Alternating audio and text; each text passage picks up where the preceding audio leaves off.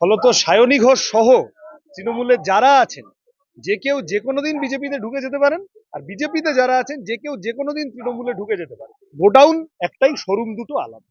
সায়নী ঘোষ যে কোনো দিন ভারতীয় জনতা পার্টিতে যোগ দিতে পারেন। সোনারপুরে প্রচারে বেরিয়ে সায়নী ঘোষকে তোপ সৃজনের, বিজেপির বারবারন্ত সিপিআইএম এর জন্য।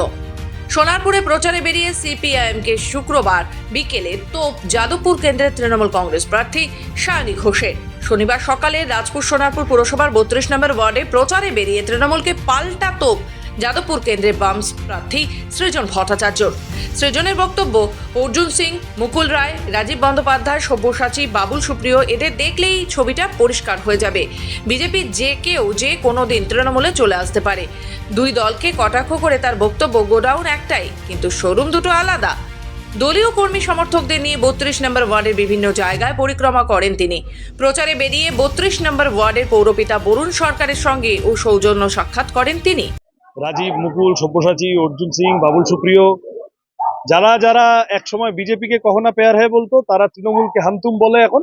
আবার দুদিন পরে বিজেপিকে আবার বিজেপির খোপে ঢুকে যাবে না, এর কোনো গ্যারান্টি নেই। ফলত সায়নী ঘোষ সহ তৃণমূলের যারা আছেন যে কেউ যে কোনো দিন বিজেপিতে ঢুকে যেতে পারেন, আর বিজেপিতে যারা আছেন যে কেউ যে কোনো দিন তৃণমূলে ঢুকে যেতে পারে। ওই জন্য আমরা বলছি ফুল বদলে লাভ নেই, আমরা ফল বদলাবো। আর ওরা ওইটা, গোডাউন একটাই, শোরুম দুটো আলাদা। ফলত এই কথা এখন বলে লাভ নেই। মূল কথা নজরুল দা খুব সুন্দরভাবে বলছিলেন যে 34 বছর ধরে হাতে ধরে যারা পশ্চিমবঙ্গকে শেষ করেছে, যারা পশ্চিমবঙ্গকে তছনছ করেছে, যারা মানুষকে ধোঁকা দিয়ে গেছে, যারা চারিদিকে সন্ত্রাস করেছে, যাদের জন্য মানুষ ভয় গুটিয়ে গেছিল, যাদের জন্য গণতান্ত্রিক অধিকার সুরক্ষিত হচ্ছিল না, আজকে তারা এসে বলছে আমাদেরকে সুযোগ দিন, আমরা লাল ফেরাবো, হাল ফেরাবো। তারা বলছে তো 34 বছরে আপনারা এমন হাল ফিরিয়েছেন যে মানুষ আর আপনাদেরকে ফেরাতে চাইছে।